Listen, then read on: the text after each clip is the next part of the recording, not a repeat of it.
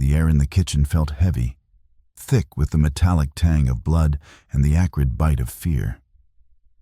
My hands trembled as I gripped the edge of the counter, staring at the phone screen glowing in the dim light.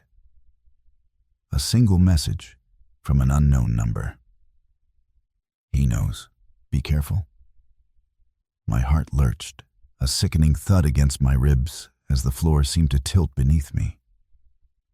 The house was silent, except for the faint hum of the fridge.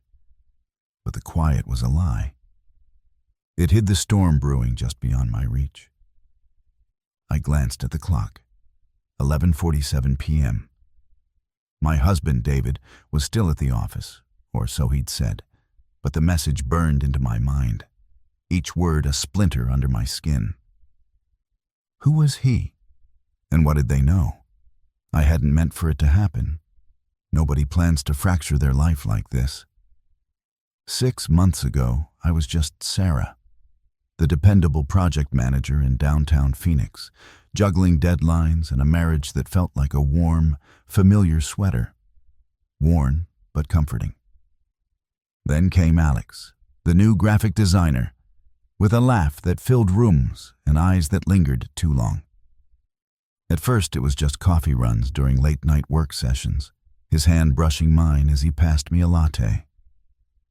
I told myself it was nothing, just camaraderie.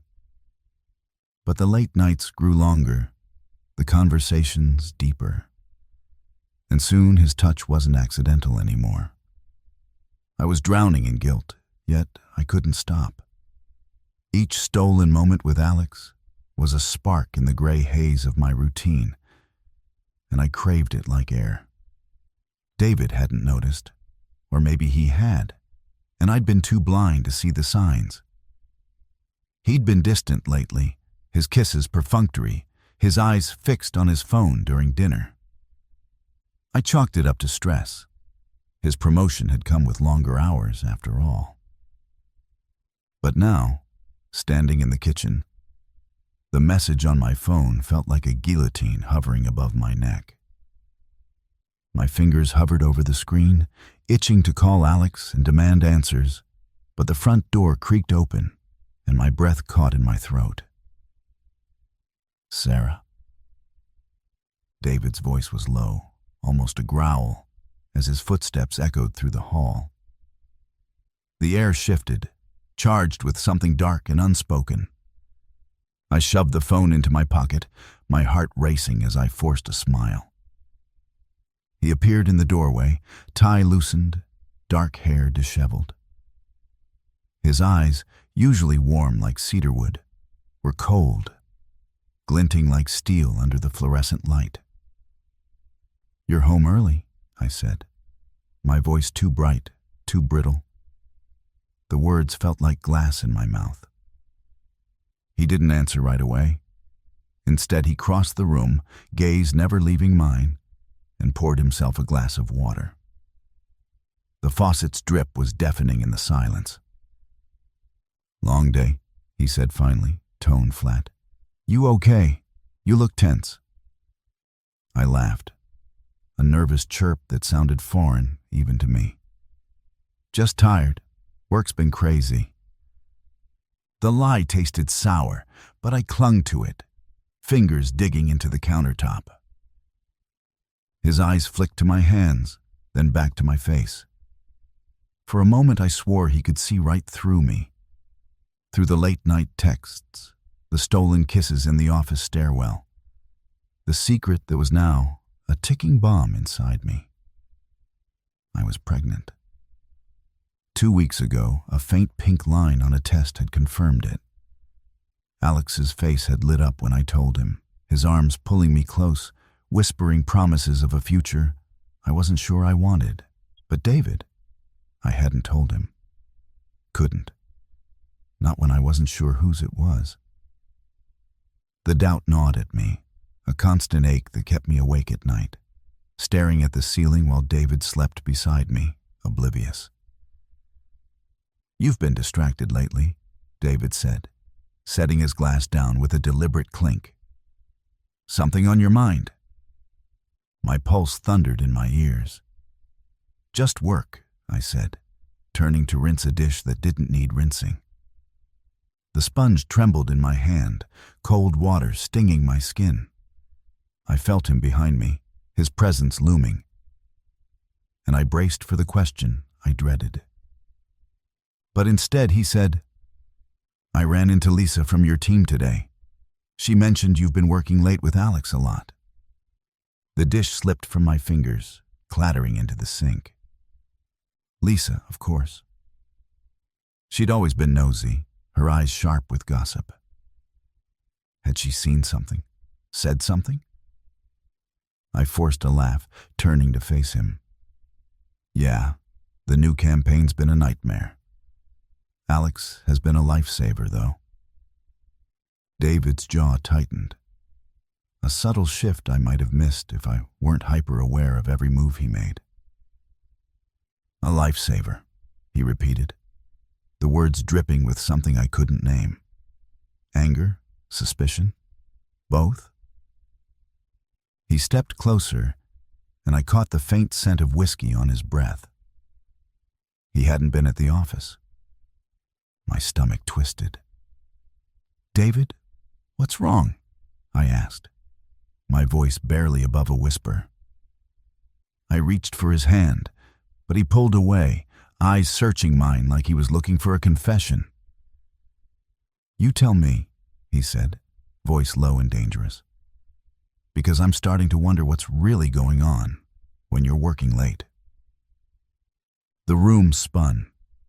My mouth went dry, words failing me as the weight of his suspicion crashed down. I wanted to scream, to deny everything, but the truth was a noose tightening around my neck. "David, My phone buzzed in my pocket, a sharp vibration that felt like a gunshot. His eyes darted to it, and before I could react, he lunged forward, snatching it from my pocket. "David, stop!" I grabbed for the phone, but he held it out of reach. His face was a mask of fury as he swiped the screen.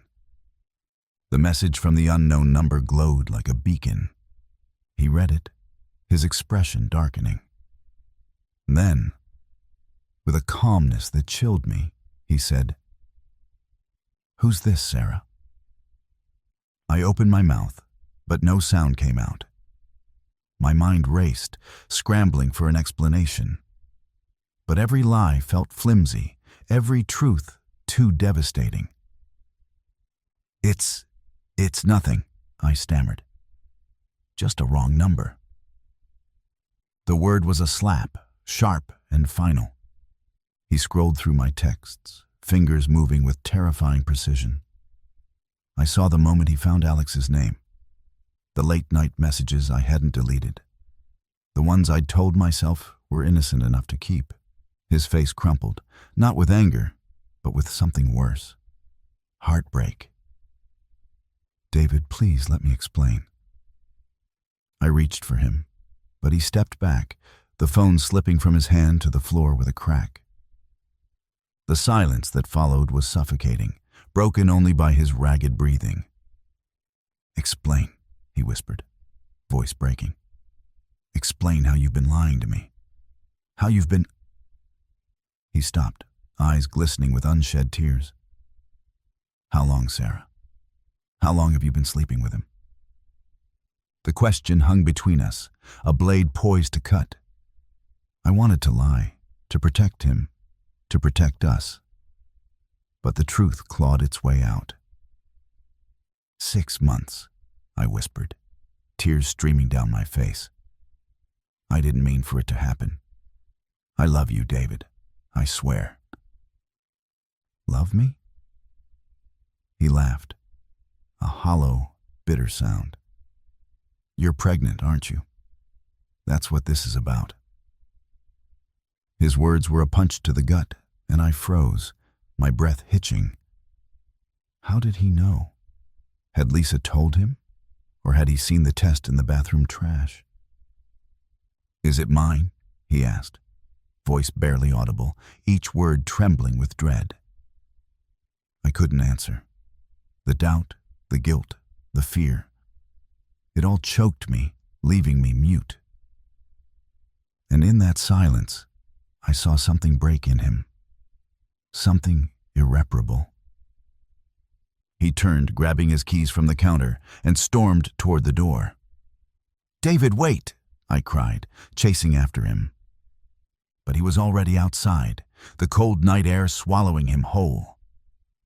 The car engine roared to life, and as the headlights faded down the street, I sank to the porch, sobbing into my hands. My phone lay cracked on the kitchen floor, but I didn't need to see the screen to know the truth had finally caught up with me.